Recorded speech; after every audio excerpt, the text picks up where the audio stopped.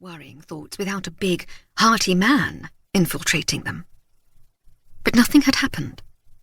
Lily Merton had stayed to herself, and there'd been no more deaths or robberies, which was good, of course, except it meant the law wouldn't find her on its own.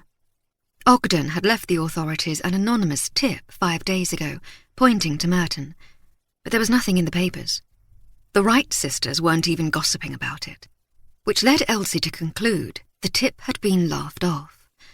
Master Merton was a sweet old woman, hopping from dinner to dinner to recruit nice young girls to her Athenaeum. Obviously, she wasn't secretly a manipulative assassin, which meant Ogden and Elsie had to handle this themselves. It was just, neither of them knew exactly how. There was no possible way to turn in Master Merton without revealing themselves. Elsie was a spellbreaker, and Ogden a master rational aspector, both unregistered. Elsie might be able to maneuver herself into life in prison or at a labour camp, but Ogden, the courts wouldn't be lenient with him. Standing, Elsie strode to her window and looked out over Brookley, seeing a few passers-by. Nothing and no one of import, no lurking henchmen, no bubbly killers, no constables or bobbies. She sucked in another deep breath, forcing herself to calm down, then smoothed her bodice and hair and left her room, heading downstairs toward the smells of luncheon. Emmeline was just setting a grouse and carrot pie on the table in front of Ogden, who leaned hard into a fist, elbow propped on the dining room table, his reading glasses perched low on his nose as he went over a ledger.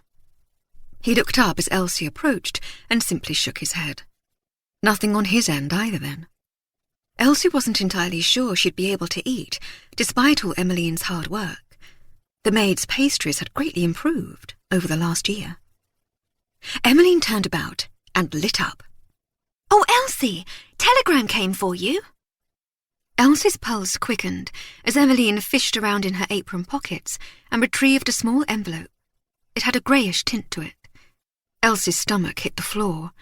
The Cowles letters had been the same colour. Their orders, Merton's orders, for they'd been from her, had always arrived in nondescript envelopes slipped into her things. Each had included information about how her actions would help the country's poor, only most of it had been lies. But no, she'd never get another of those letters. Ogden had penned all of them, and he was now free from his spell.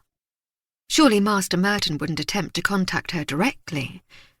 Not that Elsie could use the evidence to indict her. Even if Elsie hadn't destroyed all her letters from the Cowles, they implicated Elsie as a willing participant in criminal activities, and the handwriting could be used against Ogden. Offering the best smile she could manage, Elsie thanked Emmeline, took the envelope, and sat at the table, opening the letter as Emmeline sliced the pie. She could feel Ogden's eyes on her, but the note had nothing to do with Master Merton. The handwriting was the postmaster's, the message from Bacchus Kelsey. She saw his name before anything else, and her chest tightened. "I'd like to see you soon. Can we arrange a meeting?" Licking her lips, Elsie folded the message tightly and stuck it under her leg. She hadn't seen Bacchus, that was, Master Kelsey, since he'd appeared in Ogden's hospital room after being freed from a mound of cement conjured by an opus spell. Something the police still didn't understand, but thanks to Ogden's ability to withstand and deflect the mind-twisting of a truth-seeker, they didn't suspect him, Elsie, or Master Kelsey of any wrongdoing. Elsie badly wanted to see Bacchus, talk to him, stroll with him. But she feared for him too. Merton had to suspect, at the very least, that Elsie knew the truth, and Bacchus had been Merton's most recent target. If he were to become involved in the hunt to get the spiritual aspector behind bars, he would likely become her target again. It would be better for the Algarve aspector to remain uninvolved. Better indeed if he were to sail back home to Barbados as soon as possible, regardless of how miserable Elsie would be to have an ocean between them.